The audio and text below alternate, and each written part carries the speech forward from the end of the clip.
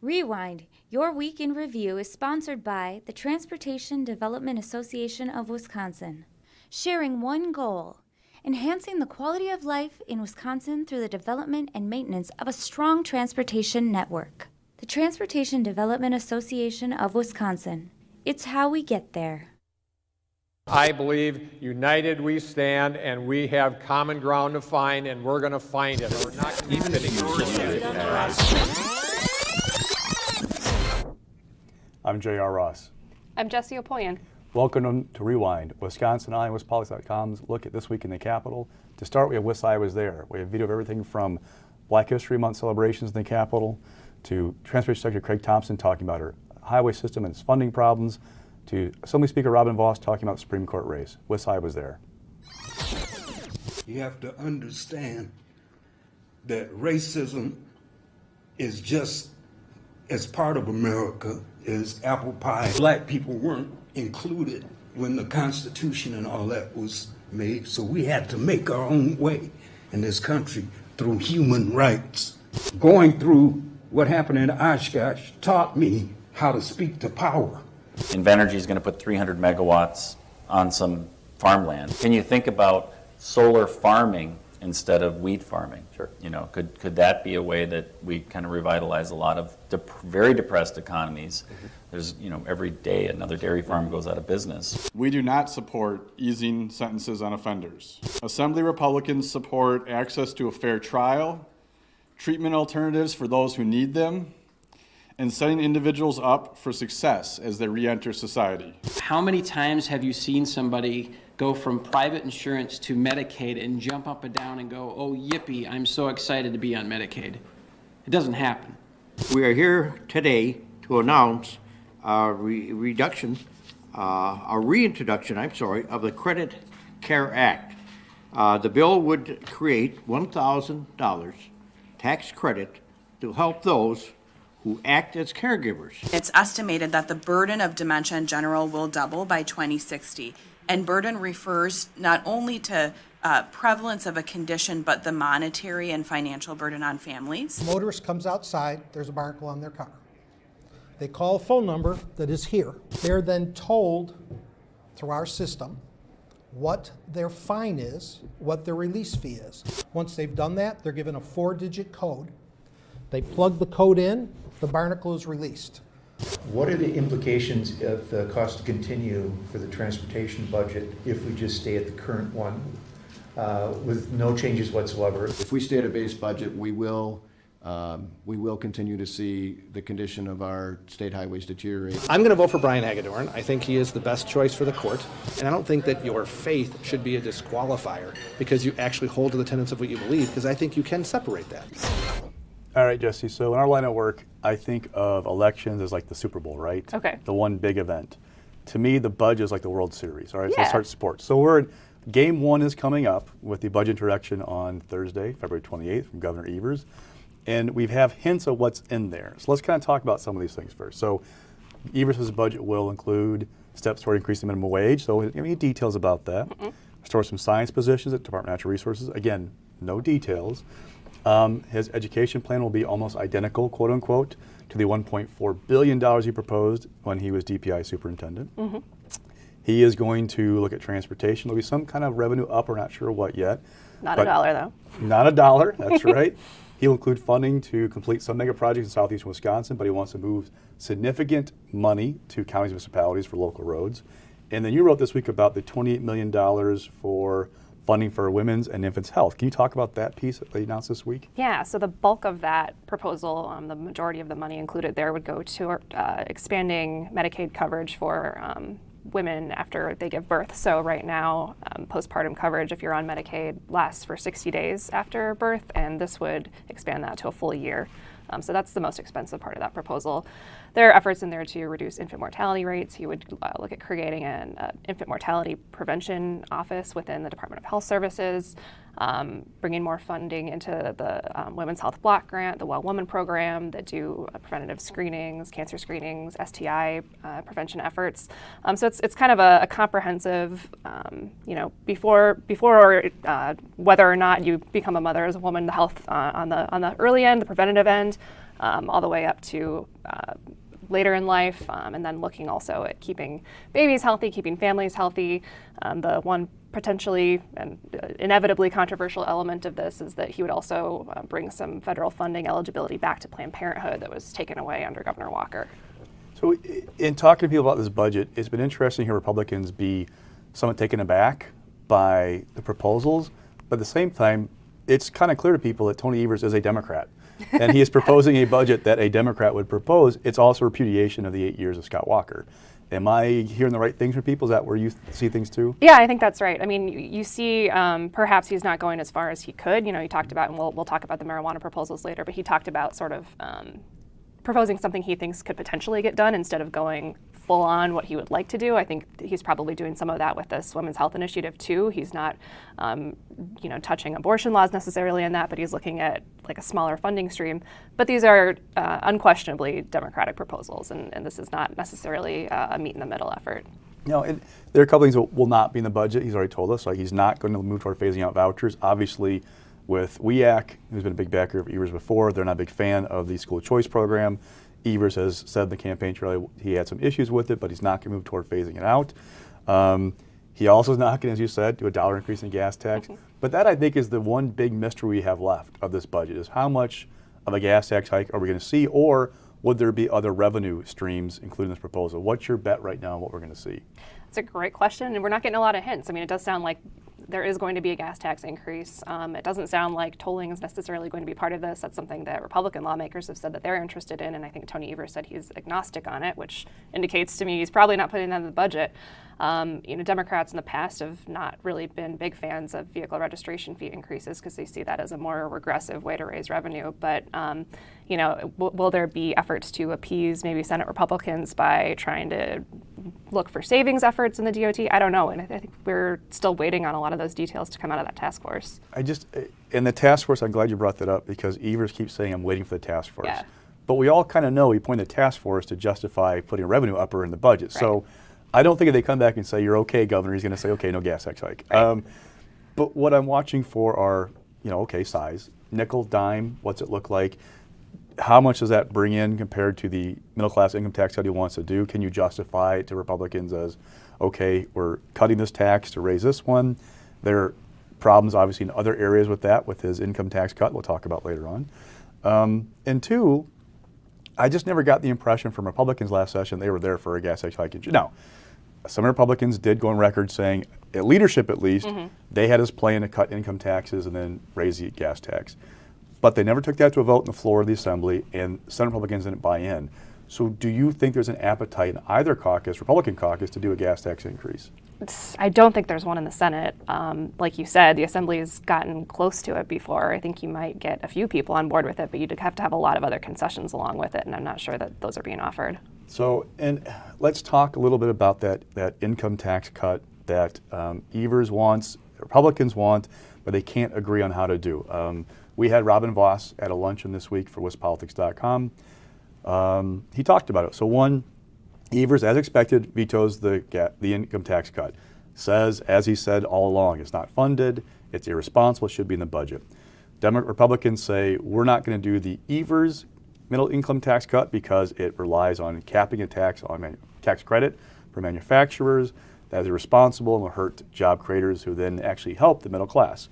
So, is there a resolution for this?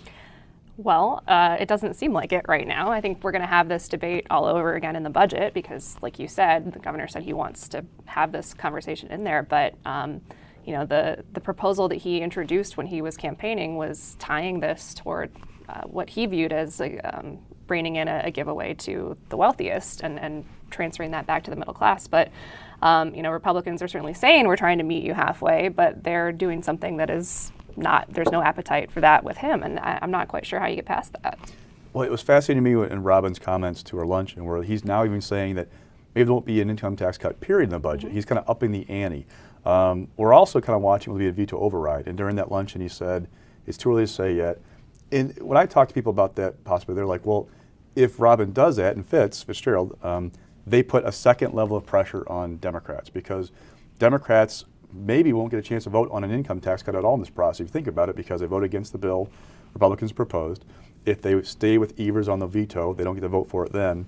And then the budget, which I would be surprised if it's a bipartisan budget coming out of the legislature, call me crazy, but if they don't vote for that budget and that tax cut's in there, there's no vote for any Democrat for a middle income tax cut. Now, for most of them, not a problem. Patty Schottner, maybe, she's going to be a top target for Republicans in 2020.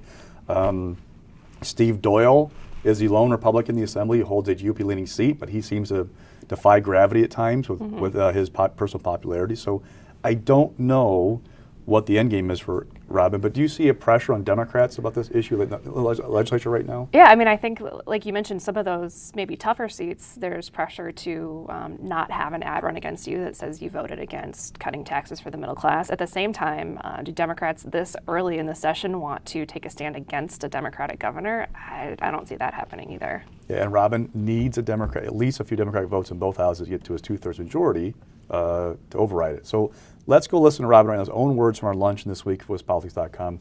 I'll see the video now. It is a preposterous position to take to say that the only increase in spending or the only reduction in taxes can be if there is a permanent new revenue source. So what he's saying is when his budget comes out, even though there's $1.8 billion in new revenue just because of the growing economy, it's not guaranteed that it's going to be there 2 years from now. I think for anybody who takes the time to really think about the position the governor has taken, it's not serious. So is there going to be a veto override attempt? Too early to tell. Anything that slides us closer to recreational marijuana is going to be a very difficult sell for those of us who believe that there could be a very limited use for people who suffer from a chronic condition to be able to access a different type of drug, which is what medical marijuana could be. But when you really look at the details and learn and understand, which is what a legislator's job is to do, it's a lot more complicated. So I now, unfortunately, my 40% number, which I honestly thought we could have gotten to 50, I think the number is more like 10%. Okay, so more budget news this week. Corrections Secretary Carr testified for the State Senate Committee, talked about the problem of prison guards. We don't have enough prison guards in Wisconsin. We have overtime costs galore, and the way to fix that is to get more prison guards. He's talking about increasing the current starting salary of $16.30 an hour to about $22 an hour, which aligns with neighboring states, he says. Republicans have also talked about their public safety package, $50 million, light on the details, however, but they did say they want to do something to retain prison guards. But what's clear is that this is another piece of the budget where Evers is trying to address a problem that we have in Wisconsin with prison guards and the overtime costs, but I'm not quite sure where they're going to be on that. Do you have any clue or anything you've seen so far what they're going to do corrections? Yeah, I haven't heard much about the details on the corrections officers. I think a lot of the discussion about this has been, there are problems at multiple levels. So you've got the issue with corrections officers. You've also got the issues with DAs, with court-appointed attorneys, with public defenders. Every level there's issues with pay and issues with compensation. So, in talking to Attorney General Josh Call not long ago, he kind of kept making the point that if there's a problem in one part of the criminal justice system, the whole system doesn't work as effectively as it can. And it sounds like this may be an area where we see some compromise across the aisle, but everyone's been pretty light on the details so far. And that Republican outline, and I'll call it an outline because it's $50 million, but they didn't give us much beyond. They want to increase the hourly rate. So if you're a private attorney who takes on a public defender case, you right now get $40 an hour. I believe it's the lowest, if not one of the lowest in the country. It's the lowest, yeah. They would go to $70 an hour. They want to add roughly 61 assistant district attorney positions in the state. Now, there are other things like they want to do drug and alcohol programs, more for those for prisoners, retain prison guards. But where that $50 million goes, I don't know. So, for example, in the fall, I wrote about a joint effort of the public defenders, the DAs, assistant DAs, the court system to do this, address all these things. Right. Pay progressions for public defenders and assistant DAs, more ADA positions, more money for the courts to increase that reimbursement rate. That package is like $70 million. So now we're at $50 million, plus we're adding in a few things along the lines of, these programs for prisoners. I don't know how it all plays out yet, and they're not going to give us any numbers. My impression is this is like a marker for Republicans more than it is, here's the actual proposal. Is that? Yeah, I think so, because I think if you look at the cost of, like you said, those 61 positions and upping that reimbursement rate for the private attorneys, that alone takes up a pretty good chunk of that $50 million. And so how much then is left for the pay progression and those TAD programs that you mentioned? It seems like maybe this is the starting point, and this goes into negotiations from there. And they were asking for Tony Evers to include that in his budget. So I don't know what, we haven't really heard from him what his plan is for that. It seems like, especially some Republicans want to get out in front of Evers on a few things with budget proposals to kind of make their own mark. Is that what you mean? We had homeless grants this week. We have this. Is that what you're seeing as well? Yeah, I mean, this is, they did that with the middle class tax cut. They've done that with homelessness, like you mentioned. And that's an effort that they've been working on at least since last session. But I think with this criminal justice reform, these are things that, in theory, Democrats are on board with. But instead of looking to see what Tony Evers includes in his budget, Assembly Republicans are getting out on everything. And they're doing it not just in Madison or Milwaukee, but they're doing these press conferences simultaneously throughout the state. So they're taking the message statewide. It's like they're getting a PR campaign out there. Yeah. All right. So the other big thing, actually one of the things we have the most details on, it seems like, is the marijuana proposal from Tony Evers for this budget. So let's talk about that. And actually, let's hear from Evers to kind of introduce this segment, what he said about his marijuana proposal in the budget this week. For many Wisconsinites, things like medical marijuana or other products like CBD oil can help alleviate chronic pain from debilitating medical conditions, reduce symptoms for things like anxiety, and even help folks cope with things like PTSD. I believe, and I know the people of Wisconsin overwhelmingly believe, that people shouldn't be treated like criminals for accessing medicine that can change or maybe even save their lives. It's time for Wisconsin to join the more than 30 other states in legalizing medical marijuana and ensuring access to CBD oil in Wisconsin. All right, Jessie, why is Tony Evers making a stand on pot? Any guesses on this? It's popular. That's a very good point. I think it's almost 60% of voters support full legalization of marijuana at this point, looking at the latest Marquette poll. But this is something Democrats have been working on for a pretty long time, trying to get to at least medical marijuana. And that's something that, again, in theory, Republicans might be willing to compromise on. It's sort of the rest of the details in that package that cause some issues. Well, in that, we heard from Robin before from our luncheon talking about marijuana that dropped the chances from 50, or it could have gotten to 50, now it's down to 10. Mm-hmm. I mean, honestly, Senate Majority Scott Fitzgerald has said over and over again he does not support medical marijuana. He's not there. So I think the chances are closer to zero that anything's going to get done no matter what Tony Evers was going to do. And that's because the Senate just isn't there. Republican caucus just isn't there. Yep. That said, I get the impression that part of what Evers is doing is he has this message on criminal justice reform, right? And it is appealing to a certain segment of voters, especially in Milwaukee, African Americans who have dealt with the issues of what they see as unfair penalties for marijuana. There's a message being sent that he is in tune to their concerns. I've talked to a few folks from the African American saying that this resonates with them. Like, they turned out in November for Evers, and this is something they're seeing, like, hey, he's getting what's going on here.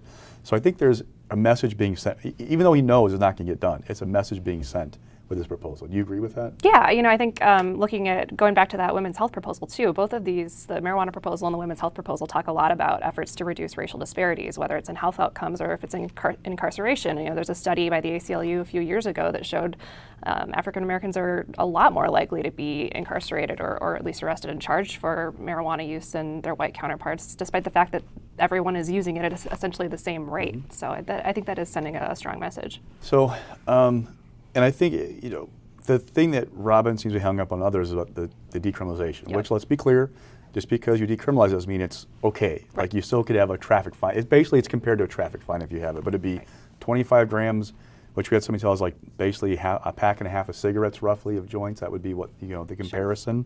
Sure. I don't have a scale with me.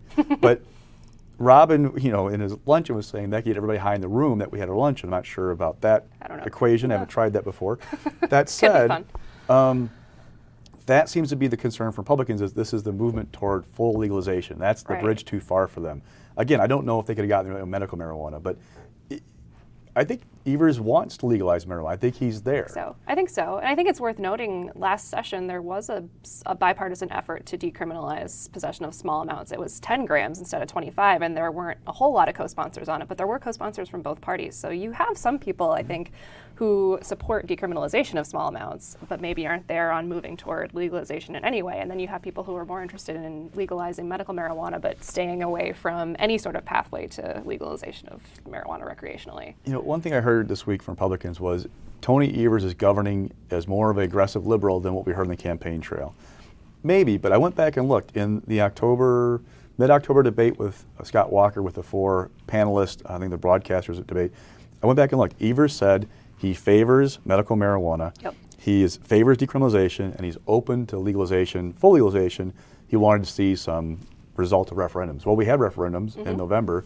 I think those referendums covered more than half of the state of Wisconsin residents. So it wasn't all, half counties, but residents.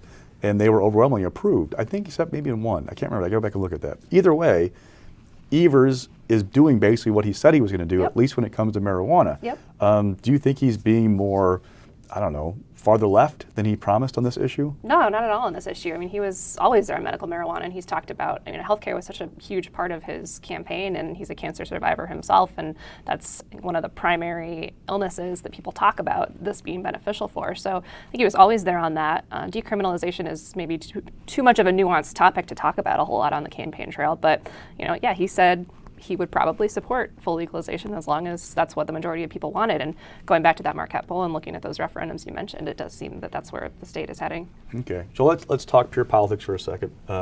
State Supreme Court race. I think this race is actually kicking off as of this week. I mean, yes, it's been going on for a while. They've been raising money, but we've got a tax, we've got an ad, and we have endorsement withdrawn. So let's start with the ad. Brian Hagedorn, new TV ad, talks about adopting a young baby that was addicted to opiates. What is he trying to do with his ad, do you think? Well, I think he's perhaps trying to humanize himself a little bit. I mean, a lot of the early stories about him have been pretty negative, and this puts in a much more compassionate, positive light. But you know, these races are always about how are you going to approach crime, regardless of whether that really comes up on the state Supreme Court. And so this is sending a message of, I think, that sort of tough but compassionate approach. I've been told in the Supreme Court your best bet is as many law enforcement endorsements as you can, be in a robe. Those are the 2 things I've told the Supreme Court races you want to do. Well, let's talk about some of these issues that have popped up. So Hagedorn, we'll start with him because he's got the ad.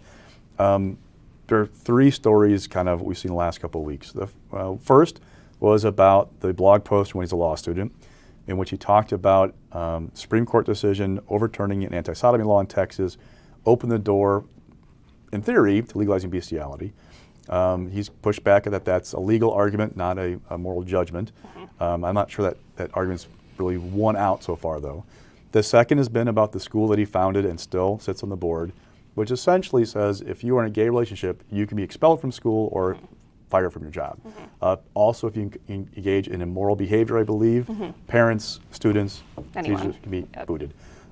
There's that. Now, his ethics statements have shown also he gave speeches to a group that's been defined as a hate group by Southern Poverty Law Center. So there's a narrative being built by opponents that Brian Hagedorn is not going to give a fair shake to LGBTQ people. Is that a fair assessment of what's the argument being so far? Yeah, that's the argument right now.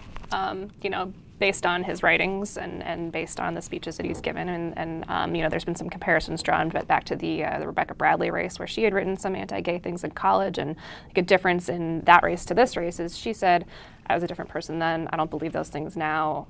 I've changed. I don't feel the same way about gay people anymore.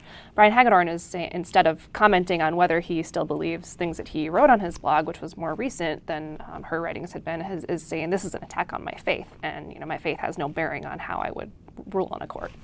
So now with Neubauer, Judge Lisa Neubauer, the issue popped up this week that her husband, is a businessman, owned this company, Crayons Incorporated, sold it in 2017, but there was a window from, I believe, starting in early 2010 where she stopped listing the clients of her husband's company. Said he wouldn't disclose them to her, and she was filing an affidavit every other ethics statement saying he doesn't know who he's working with. The Hagedorn campaign says it's a problem because you don't know the conflict of interest in cases she's heard. How big a deal is that in your mind at this point? Well, it's a harder message to communicate, I think, than having someone's own words. You know, anytime you're getting into campaign finance ethics statements, you've got a little bit more of a message to communicate to people. But I think you guys did some reporting on whether she had ruled on any of those cases. I think if they can find that she has ruled on something that she had a direct connection to, or her husband had a direct connection to, that's an effective argument. A hypothetical is a little bit harder to push. Yeah, so the Hagedorn, or sorry, the Neubauer campaign told us she never settled on a case involving Crayons Incorporated. Now, I don't know the extent of the number of clients because there were hundreds of clients of Crayons. This is a general supply company. So, I mean, state of Wisconsin, municipalities, schools, et cetera. Then there's a parallel trying to be drawn to Justice Annette Ziegler, who was nicked for an ethics violation by the Judicial Commission of the Supreme Court because she heard cases while she's a Washington County judge involving a bank in which her husband was an officer. Now, I've asked people, like, is there a good apples to apples comparison? And I haven't gotten a good sense that people think there is, because they're saying, yes, Crayons versus the bank, that's apples to apples. But Crayons' employee or kind of clients, that's like the bank's clients, and that would be a much, I don't know. Yeah. Plus two, the thing I'm hearing is you're trying to make an argument about a woman who's successful on her own being influenced by what her husband is doing. Is that going to fly with voters? I don't know. Yep. So now, the third piece, and probably actually the most noteworthy, is the Wisconsin Realtor Association pulled its endorsement of Hagedorn. And actually, to be honest with you, they put the statement, I think, like late Monday, and nobody saw it until like yesterday morning or late Wednesday night. So they're pulling the endorsement, basically citing the things that have popped up that aren't related to real estate. Right. And also asked for its $18,000 donation back. Under state law, the maximum PAC donation gives $18,000. They want it back. Hagedorn folks say, yeah, we're going to give it back to you. Why is this important to you, or why is this significant? Well, I mean, the Realtors Association traditionally endorses conservative Republican leading candidates, and you've been doing this longer than I have, but I've never heard of them asking for their money back. So they haven't. Yeah, so they've never pulled an endorsement, which is interesting because people said, okay, what about Bradley? They didn't back off of her. What about Roger Rivard, who had a comment, "Some girls rape easy"? That's right. That of course, he was also a realtor, by the way. Yeah. And I was told, well, yeah, but the realtors dropped their independent expenditures for Rivard after that happened. And Bradley apologized, whereas Hagedorn's doubling down. The thing that I heard this week was it's a bigger problem for Hagedorn if more groups follow suit. What does WMC do, for example? Wisconsin Manufacturing and Commerce, the state's largest business group. What does Americans for Prosperity do? What do big-time Republican donors do? Do they want to be associated with this, or do they pull the money? If they pull back, then there's a real problem for Hagedorn because the money's not there to match what liberals are going to do for Neubauer. Yeah. Right, ballpark? All right, so let's talk about the stock market to wrap this thing up. So rising this, we had Eric Genrich, former state lawmaker we both know from days in the Assembly. He ran an 8-way primary for Green Bay mayor, finished first with 44%. Pretty impressive for an 8-way race. Yeah. What I was told, however, is the guy who's running as a supervisor has his own money. There's a group that has done independent expenditures for him in the primary. So watch, can Eric get to that 50% when you have a bigger turnout in April? And also, what's going to come out from the independent group? And this other guy's got some money of his own. Sure. How's it going to play out? It's always difficult to project from a February primary to an April general, like an Apple. It's definitely going to happen. Definitely. Chris Larson found out the hard way, challenging County Executive Abley a few years ago. That said, at 44%, an 8-way race, a different number. Now, I want to ask you about the Madison mayoral race, because Paul Soglin, the incumbent, who told us last summer, not going to run again while he's running for governor, didn't win the governor's race, and now he's running again, got 29%. And a former alderwoman, Sache Rhodes Conway, got 28%. So what's the dynamic there in your mind? I mean, this is, I think, a lot more unpredictable than people were expecting it. I think most people that I talked to going into that race were thinking Soglin comes in with maybe 40%, and the other three who were running sort of split the difference. But she came really close, got on nipping at his heels. And, I talked to some people who said, if for an incumbent with the record that he has to be under 30%, he should be worried.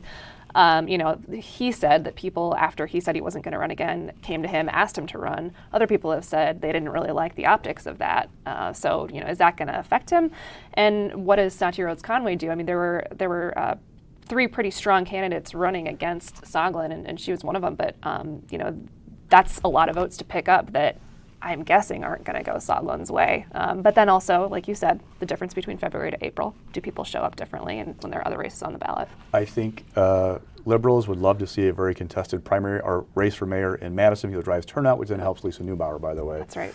So for mix this week, I have Lincoln Hills. There's a bill being drafted as we speak that would give Tony Evers 6 months, maybe 9 more to close Lincoln Hills, but not the 2 years he wants. It also would, at least in its current form, it's not a done deal yet, put children and families in charge of the programming at the prison, and then corrections in charge of the safety. I just bring this one up because Evers this has been a hot issue for a couple of years now. The problems at Lincoln Hills are well documented. Evers' administration wants more time longer, so they say, no, we want this thing closed and closed soon. Let's get this done. Okay, we'll give you a little bit more time, but not as much as you want. Is there something else about that you want to add? I mean, I think this is maybe an actual example of compromise, because there's the question of how quickly can you do it while still doing it right and doing it effectively. And I think given the time and the argument and resources that it took just to get this to happen the first time, people want to make sure that it happens the way that they were hoping. And for following at the Green Bay prison, Evers said this week he's not going to put that in his budget. The folks up in Brown County have wanted a new prison. It was built in 1898, the first piece came in online. It's on prime real estate in the village where it sits right now. They could redevelop. They want to move it somewhere else, more efficient, fewer employees, all down the line. The challenge for Republicans now, if I'm told, is to try and get that in the budget when they get a hold of it and then convince Evers they need to do it. The optic, though, Jessie, is that this is a guy who wants to reduce prison population. Yeah. Would he sign off on building a new prison while talking about getting more people out of prison for various programs? Yeah, and I don't think he will. I mean, he has said himself this facility is probably not usable for much longer. I think he acknowledges that this facility is not going to work, but to be talking about reducing the prison population and sending fewer people to prison, and then also authorize building a new prison, plus there's the whole debate over whether this is a public prison or a private prison. He says he wants to have that outside of the budget, and I think that's probably what's going to happen. All right, so to wrap things up, next week, the budget, Thursday night, again, Game 1 of the World Series, I think, that's right. Jessie. I agree. And before we wrap up, I got to say good luck to the Vinehouse. Former State Senator Kathleen Vinehout, her home burned to the ground over the weekend. There was a fundraiser put up on Facebook. They exceeded their goal very quickly, so best of luck to Vinehouts. I'm J.R. Ross. I'm Jessie Opoien. That's Rewind for this week. Have a great weekend. Rewind, your week in review, is sponsored by the Transportation Development Association of Wisconsin, sharing one goal: enhancing the quality of life in Wisconsin through the development and maintenance of a strong transportation network. The Transportation Development Association of Wisconsin. It's how we get there.